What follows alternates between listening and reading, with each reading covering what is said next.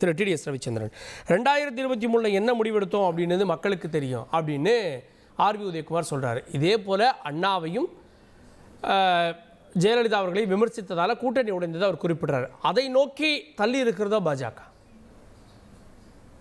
இல்லை இப்போ நீங்கள் அன்னைக்கு பண்ணது நீங்கள் பிஜேபின்னு சொல்லிடலாம். அதில் ஏன்னா அண்ணாமலை ஐயாவுடைய கருத்தை தான் நீங்கள் சொல்கிறீங்க.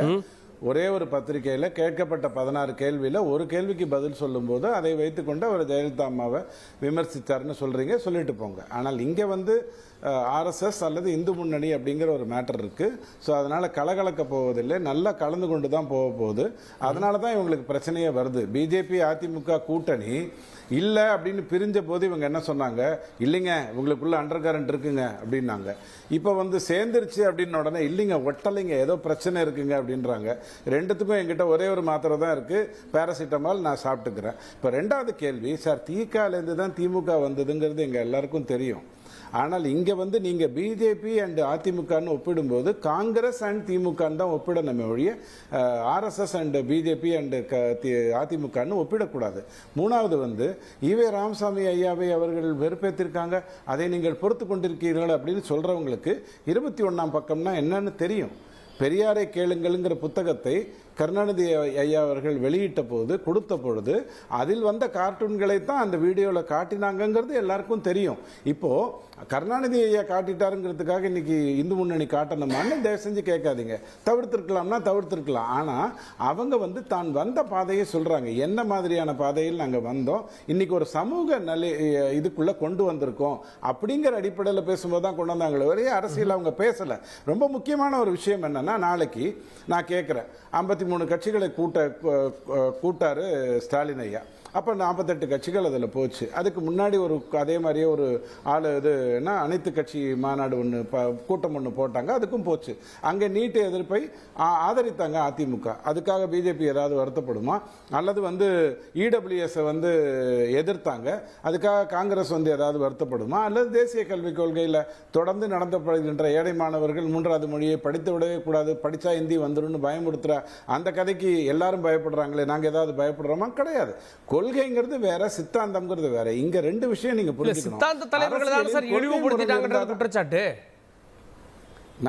நான் திரும்பவும் சொல்றேன், நான் பலமுறை உங்ககிட்ட கேட்டேன், சித்தாந்த தலைவர் அப்படிங்கிற ஈவே ராமசாமி ஐயாவை முதலில் தைரியமாக விமர்சித்தவர் கலைஞர் கருணாநிதி ஐயா. 21ஆம் பக்கத்தை எடுத்து பாருங்கள், எத்தனை விதமாக ஈவே ராமசாமி ஐயாவை பற்றி பேசினாருங்கிறது தெரியும். அதற்கு பிறகும் திமுக கருணாநிதி ஐயாவை ஏன் வைத்து கொண்டது அப்படின்னு சொன்னால், தமிழ்நாட்டுக்கு அவர் ஒரு நல்ல ஆட்சியை தருவார், தமிழ்நாட்டு வளம் வருவதற்கே அவர் தான் காரணமாக இருப்பாருன்னு நினைத்து தான் திமுக அவரை வைத்து கொண்டிருந்தது.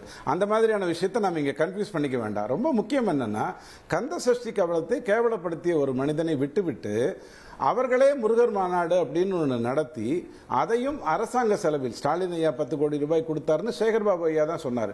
கொடுத்து அதை அறநிலையத்துறை மூலமாகவே நடத்தும் போது நீங்கள் என்ன சொல்றீங்க, சார் பேரே இந்து அறநிலையத்துறை தான் சார், அதனால் அப்படி தான் சார் அவங்க பண்ணுவாங்கங்கிறீங்க. அப்படி கிடையாது. அறநிலையத்துறைங்கிறது தான் பேர், இந்துக்கு மட்டும் இருக்கிறதுனால இந்து அறநிலையத்துறைன்னு நீங்கள் வச்சுக்கோங்க. அதனுடைய போர்டு எப்படி இருக்குங்கிறத நாங்கள் இருக்கக்கூடிய இந்த ஸ்டுடியோக்கு பக்கத்திலே இருக்கக்கூடிய அந்த ஆஃபீஸில் பாருங்கள். கேள்வி என்னன்னா, அறநிலையத்துறையுடைய வேலை வெறும் கணக்கு பார்க்கறது மட்டும்தான், அதுக்கு வேற எந்த வேலையும் கிடையாது. ஆனால் அது ஒரு மாநாடை நடத்துகிறது, வெளிநாட்டில் இருந்து ஆட்களை கொண்டு வருகிறது. தன்னுடைய அறநிலை பள்ளிகளில், அறநிலைத்துறை நடத்தும் பள்ளிகளில் மாணவ மாணவிகளை கந்த புராணம் பாட வைப்போம் அப்படின்னு சொல்லுது. செஞ்சாங்களா இல்லையாங்கிறது அடுத்த பிரச்சனை, சொல்லிச்சு. ஸோ இதையெல்லாம் அரசியல் ரீதியாக எதிர்க்காம இந்து முன்னணியோ ஆர்எஸ்எஸோ தொடர்ந்து இந்தியாவில் சொல்லிட்டு இருக்கிற ஒரு சிந்தனை. ஐயா நீங்க ஒன்று புரிஞ்சுக்கோங்க, ஆர்எஸ்எஸ் எந்த மாதிரியான ஒரு மிகப்பெரிய பிரபஞ்சத்தினுடைய சித்தாந்த பிரபஞ்சத்தினுடைய தூண் அப்படின்னு சொன்னா, கடவுளாக உங்களை நீங்கள் சித்தரித்துக் கொள்ளுகிறீர்கள் என்கின்ற ஒரு எண்ணம் மக்களுக்கு வராமல் நீங்கள் பார்த்து கொள்ள வேண்டும். அவர் அப்படி செய்யல, அவன் அந்த நோக்கத்தில் அவர் செய்யல. எல்லாருக்குமே நான் எதுக்காக பிறந்தோங்கிற கேள்விக்கு பதில் கிடைச்சிச்சுன்னா அவன் மகிழ்ச்சிக்கு எல்லைக்கு போவான், அப்படித்தான் அவர் போனாரு. ஆனால் ஆர்எஸ்எஸ் அதை கண்டித்ததுங்கிறத விட அறிவுறுத்தியது. என்ன சொல்லிச்சுன்னா, அந்த மாதிரியான துணியை, இதுதான் ஆர்எஸ்எஸ். அதாவது பிரபஞ்சத்தின் சித்தாந்த பிரபஞ்சத்தின் உச்சம் ஆர்எஸ்எஸ். ரெண்டாவது நீங்க புரிஞ்சுக்கோங்க, நாளைக்கு இஸ்லாம் சகோதரிகளை தூண்டிவிட்டு அவர்களை ஒரு மாநாடு நடத்த சொல்லி பேச்சுக்கள் நடந்து கொண்டிருக்குதுன்னு சொல்றாங்க. அது நடந்தது அப்படின்னு சொன்னா இது மாதிரி தான் அரசியலை நீங்கள் எதிர்கொள்ள வேண்டும். நீங்க ஒண்ணு பண்ணா நான் ஒண்ணு பண்ணணும். இல்ல இல்ல இல்ல 10 நிமிடம் செந்தில்வேல் பேசினாரு. நீங்க அனுமதிச்சீங்க. இல்ல இது ரொம்ப தவறு. இல்ல இல்ல மொத்த செக்மெண்ட் இல்ல செகண்ட் செக்மெண்டே 10 நிமிஷம். செகண்ட் செக்மெண்டே 10 நிமிஷம். ஆளுக்கு 5 நிமிஷம். 49 வந்து 54. இப்போ ஒரே ஒரு வரி வேணாம்னு சொல்றேன். ஒவ்வொருத்தருக்கு 10 நிமிஷம்ன்றது தப்பான கருத்து. தப்பா இருந்தா என்ன மன்னிச்சிருங்க. அது தவறா இருந்தா மன்னிச்சிருங்க. கேள்வி என்னன்னா பிஜேபி அதிமுகவிடம் ஒத்திசை கூடாது, அது நடந்துவிடக்கூடாது. அப்படி நடந்தால் அதில் பிரச்சனை வருங்கிற நோக்கத்தோடையே சின்ன சின்ன விஷயத்தை தூண்டாதீங்க. இது சித்தாந்த ரீதியான எதிர்ப்பாக இருந்தால் நீங்க கேள்வி கேட்க வேண்டியது முதலில் கருணாநிதி ஐயாவை. அவர் தான் ஈவே ராமசாமி ஐயா ஒதுக்கிட்டார். ஒரு வரி போறோம். ஈவே ராமசாமி ஐயா ஒதுக்கிட்டு தான் அவர் ஆட்சி நடத்திக்கிட்டு இருந்தாரு. எம்ஜிஆர் அவர்கள் மிகப்பெரிய அளவில் வந்ததுக்கு பிறகுதான் திரும்பவும் ஈவே ராமசாமி ஐயாவிடம் அவர் போக வேண்டிய சூழ்நிலை வந்ததுங்கிறது அரசியல் வரலாறு. ஆனால் இழிவுபடுத்தினாங்கிறதுனால அந்த சித்தாந்தத்திலிருந்து வெளில வந்துட்டு தான் நினைக்காதீங்க. கருணாநிதி ஐயா அந்த கொள்கை பிடிப்புல தெளிவா தான் இருக்காரு, நான் இல்லைன்னு சொல்லல. அதே மாதிரி தான் ஆர்எஸ்எஸ் இந்து முன்னணி அரசியல் பேசவில்லை, சமூகத்தில் நடந்த விஷயங்களை பற்றி மட்டும்தான் பேசிச்சு. அதை மட்டும் நல்லா புரிஞ்சுக்கோ. ஒரே ஒரு கேள்வி சார், சாரி மறந்துட்டேன், ஒரே ஒரு கேள்விதான். விசிக திமுக கூட்டணியில் இருக்கு சார். திமுக கூட்டணியில் இப்பயும் இருக்கு. இருந்து கொண்டே விசிக என்ன சொல்லுது?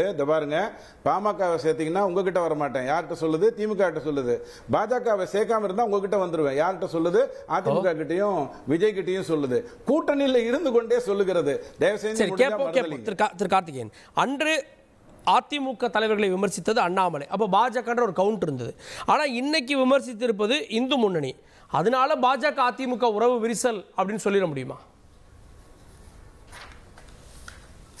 நீங்க அடிப்படையில் இதை சும்மா ஒரு சம்பவத்தோட மட்டும் பொருத்தி பார்த்துட்டு இப்போ முடிச்சுட்டு போறதுன்றது சரியில்லை. இது நீங்க ஓவர பீரியட் அதிமுகவினுடைய செயல்பாடு இந்த கூட்டணி மீண்டும் புதுப்பிக்கப்பட்டதிலிருந்து எப்படி இருக்கிறது. 2017 2016 அம்மையார் ஜெயலலிதா இறப்புக்கு அப்புறம் அதிலிருந்து இன்று வரை இடைப்பட்ட காலம் இந்த அக்டோபர் நவம்பர் 2023 இருந்து இப்ப கடைசியா புதுப்பித்த காலத்தை தவிர்த்து அந்த பீரியடு தவிர்த்து அதிமுகவினுடைய அண்டர் எடப்பாடி பழனிசாமி ஓபிஎஸ் இருந்தவும் சரி, இப்ப ஒற்றை தலைமையிலும் சரி, எவ்வாறு பயணிக்கிறதுன்றதுதான் பார்வை. இப்ப எனக்கு முன்பு பேசிய ஒருத்தர் கூட சரியா சொன்னார், அதிமுக கூட்டணி உருவாயிடுச்சுன்றது சரியாக கலந்துகிட்டு இருக்கு அப்படின்னாரு. ஆமா ஆமா, அதுதான் பிரச்சனையே. இப்ப இங்க அதுதான் அதிமுக பிஜேபியோடு கறந்துட்டு இருக்கு, கரைந்து கொண்டிருக்கிறது. அதுதான் இப்பொழுது பிரச்சனையே. இப்போ அதிமுகவா அல்லது பாஜகவினுடைய அங்கமான்றதும் விமர்சனமை உங்களுக்கு அந்த பாஜக கொள்கை கூட்டணி இல்ல, எலெக்ஷன் கூட்டணி தெளிவுபடுத்துறாங்களே. அதை நான் இல்லன்னு மறுக்கல. அதுல நீங்க அதான் சொல்றேன். எனக்கு முன்னாடி நண்பர் ஒருத்தர் சொன்னாரு, அதுல இருக்கக்கூடியவர்களுக்கு சிலருக்கு கொள்கை உறுதிப்பாடு இருக்கலாம், சிலருக்கு இல்லாமல் இருக்கலாம், அது எல்லா கட்சியிலும் இருக்கலாம், மாற்று கருத்து இல்ல. ஆனால் பொது புத்தியில மக்கள் என்ற எண்ணத்துல இந்த கட்சியை பற்றின பார்வை எவ்வாறு போய்கொண்டிருக்கிறது? அதிமுக கொள்கை உறுதிப்பாட்டோடு இருக்கக்கூடிய கட்சியா? இந்த அந்த மாநாட்டிற்கு பங்கேற்க வேண்டிய தேவை இருக்கிறதா? ஏற்கனவே இது போன்ற ஒரு பெரிய விமர்சனமும் அதிமுக மீதான ஒரு சித்தாந்த சந்தேக பார்வையோடு பார்த்துக் கொண்டிருக்கும் பொழுது இந்த மாநாட்டில் பங்கு பெறணுமா வேண்டாமான்ற கேள்வியை அதிமுக தான் முடிவு எடுத்திருக்கணும். இன்ஃபேக்ட் ஜனநாயக ரீதியா அவர்கள் 4 பேருக்கும் அழைப்பு வந்துச்சு. எடப்பாடி பழனிசாமியோடு கூட கருத்தால் கன்சல்ட் பண்ணாம கூட இந்த மாதிரி ஒரு மாநாட்டுக்கு பங்கு பெற முடியும்னா உண்மையிலேயே அந்த ஜனநாயக பண்பை நான் பாராட்டுற அதிமுக. ஆனா அவ்வாறு ஜனநாயகமா இருந்தா சந்தோஷம். ஆனால் இப்ப ஆற்றத்தாட்டா இதுக்கப்புறம் நாங்க அதை கண்டிக்கிறோம் அப்படின்னு சொல்லும் பொழுது டேமேஜ் யாருக்கு? அதிமுக கட்சிக்கு தானே. அந்த கட்சி அதிமுகவா இருக்கிறதா இல்ல பாஜகவோட ஒரு அங்கமாக இருக்கிறதான்றதானே எல்லாரும் விமர்சனம் வைக்கிறாங்க. அப்போ இதைத்தான் நீங்கள் பார்க்க வேண்டும். நீங்க அவங்க கொள்கை கூட்டணி கிடையாது, தேர்தல் கூட்டணி சொல்லும் பொழுது, தேர்தலுக்கு சந்திக்க போகும் பொழுது பாஜகவோடு எவ்வளவு கொள்கை ரீதியாக நெருங்கி போக முடியுமோ அவ்வளவு நெருங்கி போகும் பொழுது இந்த கட்சி அதிமுகவா, திராவிடத்தை பேசக்கூடிய அதிமுகவா, பெரியாரையும் அண்ணாவையும் நேசிக்கக்கூடிய அதிமுகவா இல்ல நிந்திக்கக்கூடிய அதிமுகவான்ற கேள்விதான் இப்ப வைக்கிறாங்க. அப்ப அதற்கு நீங்க எவ்வளவு எல்லாம் இடம் கொடுக்க முடியுமோ பாஜகவோடு கொள்கை ரீதியாக நெருங்கி போகிறீர்கள் அப்படின்ற வாய்ப்பை உருவாக்கிட்டு, கிடைக்கும் போதெல்லாம் உருவாக்கிட்டு, அது நீங்க மதுரை முருகன் மாநாடு நடந்தாலும் வாய் திறக்காம உங்கள் கொள்கை தலைவர்கள் விமர்சனம் செய்யறதை பொறுத்து அடுத்த நாள் பேசலாம். கூட்டணி உறுதிப்படுத்தும் பொழுதும் கூட சென்னையில நீங்கள் வாய்மூடி மௌனியாக இருக்க வேண்டும். டெல்லியிலிருந்து தலைவர் இதுதான் கூட்டணி என்று ஒரு வாரத்திற்கு முன்பு எதிர்த்த கூட்டணியை இன்று உறுதி செய்துட்டு போவார். அப்ப இந்த கட்சியினுடைய தனித்தன்மைன்றது எங்க இருக்கு? அதிமுக கட்சிக்கு அது கொள்கை ரீதியாகவும் சரி, அரசியல் ரீதியாகவும் சரி, ஒரு வாக்களிக்கக்கூடிய ஒரு வெகுஜன மக்களுடைய பார்வையில அவர்கள் அந்த கேள்வியை தானே கேட்பாங்க.